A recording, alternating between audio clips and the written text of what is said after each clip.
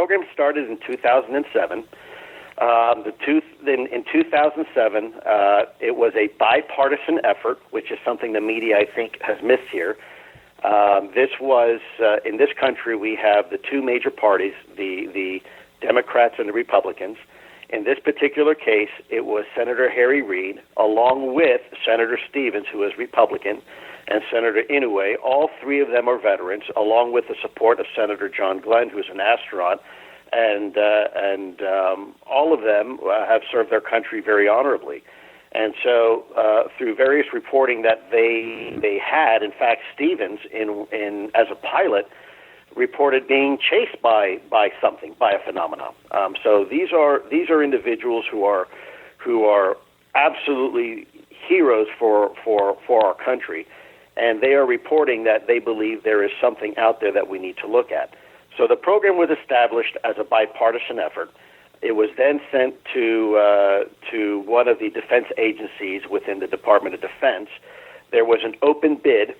Anybody could bid for the contract, and it turned out that Bigelow Aerospace won the contract. Keep in mind, this wasn't selected by Reed. This was an independent internal process by the Defense Intelligence Agency for this contract. It was DIA who chose who had the contract, not Senator Reed. So I think that's an important detail that gets lost. And then in 2008, I was asked to come on board by the former program manager to provide counterintelligence support within this portfolio. I did not have any idea what this program was about. I had several meetings with people until I realized more or less what this was about.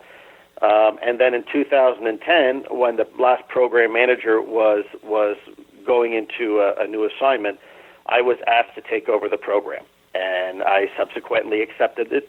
And from 2010 till roughly 3.5 months ago, I ran the ATIP program. Now, the funding, the initial tranche of funding ended in 2012. Then in 2013, there was additional funding that came through the department. Unfortunately, the wording in the language for the funds was a little bit nebulous, a little bit general. So another office within the department wound up taking that money and using it for their purposes, but it was indeed intended for us. And then we continued to run the program, obviously with a lot less support, until about 3.5 months ago. I cannot tell you now if the program is up and running, because I am no longer an employee of the U.S. government, and I am not allowed to speak on behalf of the government. But what I can tell you is up until the day I left, the program was alive and well. It was fairly robust. We had some incredible men and women who were part of this effort, and I had support from my very senior levels of leadership that the program was, in fact, to be turned over to one of my successors, and that was effectively done.